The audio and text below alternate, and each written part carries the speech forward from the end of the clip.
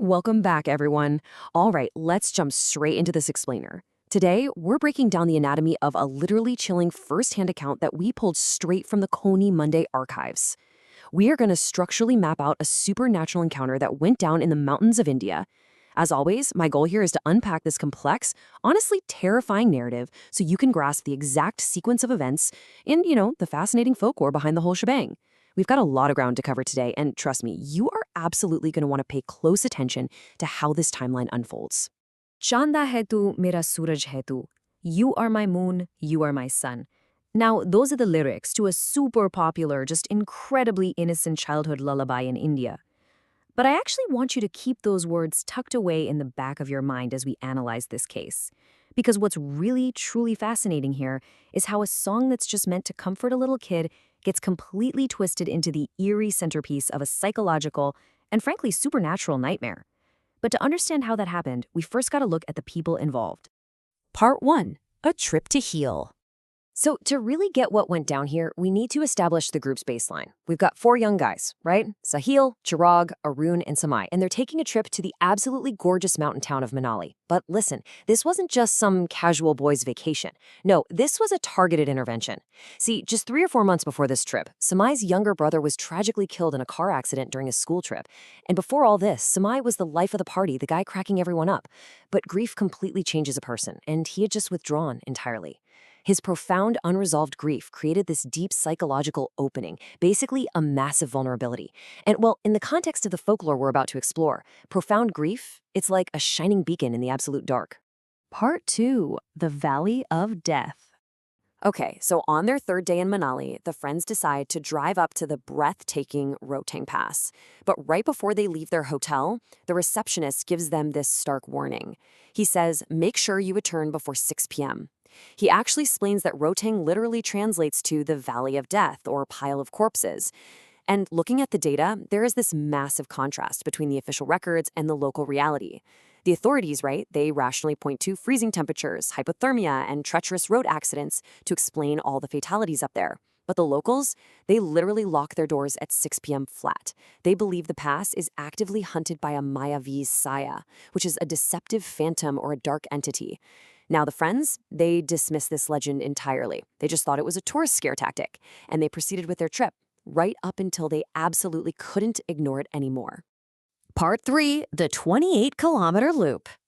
Well, the friends stayed way too late on the mountain. As they start their descent in the pitch dark, this dense, just impenetrable fog rolls in, slowing their speed to an absolute crawl along the cliffside. One wrong turn means literally plunging into an abyss. So let's track their timeline carefully here. At 9:15 p.m., the heavy fog completely traps them.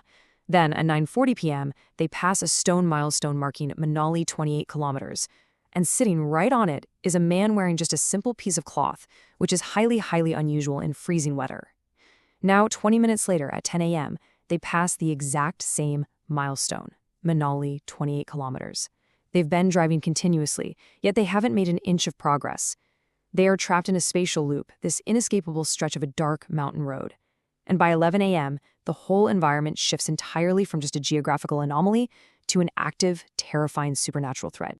Now pay close attention to the varying accounts of what happened next. When they finally actually talk about what they saw at that repeating milestone, their stories don't even match. Sahil saw the man in the cloth, the dhoti, but Chirag, he says he saw a little girl holding a toy.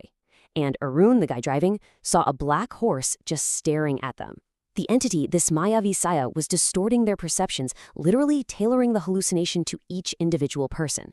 And while the 3 friends are freaking out over this realization, Samay starts muttering something deeply, deeply concerning. He says, someone needs our help. If someone asks for help, we must stop. Just as Arun is telling everyone to keep their eyes strictly facing forward, the real terror begins. Right beside their car, which is moving at 40 kilometers per hour, mind you, a figure appears. It's a 15-year-old boy. But he isn't sprinting or even running. He is simply walking, effortlessly keeping pace with their moving vehicle. His clothes are just caked in mud, and his face is battered with these severe, violent injuries. It's a highly specific, incredibly unsettling sensory detail that directly mirrors a victim of a terrible accident. And this right here is where the trap is sprung. Remember Samai's vulnerability we talked about? Well, seeing this injured boy, Samay absolutely insists the boy needs help, and he rolls down his window, breaking that physical and psychological barrier between the safety of the car and the entity outside. Arun, in a total panic, tries to use the central locking system to close Samay's window, but it completely fails. The electronics are just dead. They're screaming Samay's name to snap him out of this trance. The boy falls behind the car, but as Sahel checks the rearview mirror, that battered boy is standing in the middle of the road, waving. And Samay? He's staring into the mirror, smiling and waving right back. In a total panic, Arun just floors the gas, and they finally break out of the loop, speeding down the mountain. Part 4, the 3:30 a.m. lullaby. So, the friends eventually make it back to their hotel around 2 a.m., completely exhausted and just terrified. They agree to sleep it off and talk about it in the morning. But at exactly 3:30 a.m., Sahil's eyes snap wide open. The room is pitch dark, but he hears a sound that literally freezes the blood in his veins. He looks over and he sees Samay standing right in front of the mirror. Whatever was out on that mountain road had followed them inside. Samay is just staring into his own reflection, singing that childhood lullaby like a little boy. Chanda hai tu, mera suraj hai tu. And his physical state, it is utterly terrifying. His eyes are deep, blood red. There are violent physical pressure marks on his neck, almost like invisible hands are strangling him from both sides. And plastered across his face is this deeply unnatural, sinister smile. Sahil scrambles to wake the others. They are way too terrified to even touch Samay.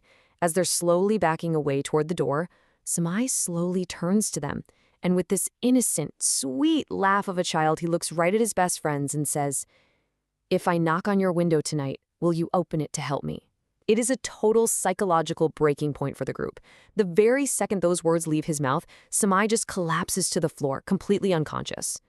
Part 5, the final exorcism.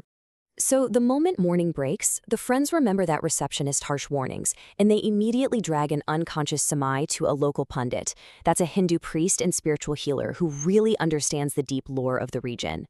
The pundit takes one single look at Samay and diagnoses the situation instantly. He looks at the friends and tells them that Samay has recently lost someone very close to him.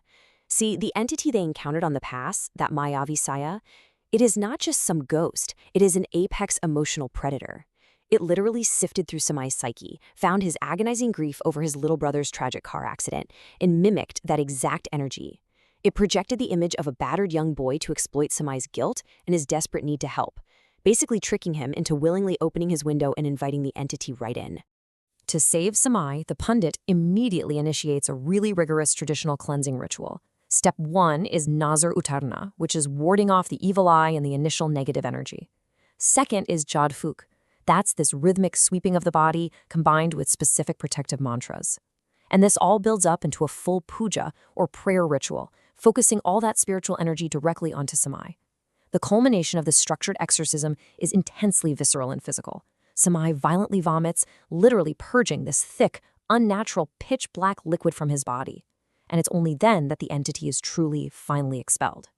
Samay did return to normal, although Sahil admits he is still absolutely haunted by the sound of that lullaby every single night. Now, as we wrap up this explainer, I really want to leave you with a lingering question to think about. Did Samay's profound, unresolved grief actively draw this dark entity to him, creating a literal bridge between the living and the dead? Or is the Valley of Death simply a geographic trap? An opportunistic nightmare just patiently waiting for whoever is unfortunate enough to drive through the fog. It is such a fascinating intersection of deep psychological trauma and terrifying urban legend. Thank you so much for joining me to break down this incredible case, and I'll see you all next time.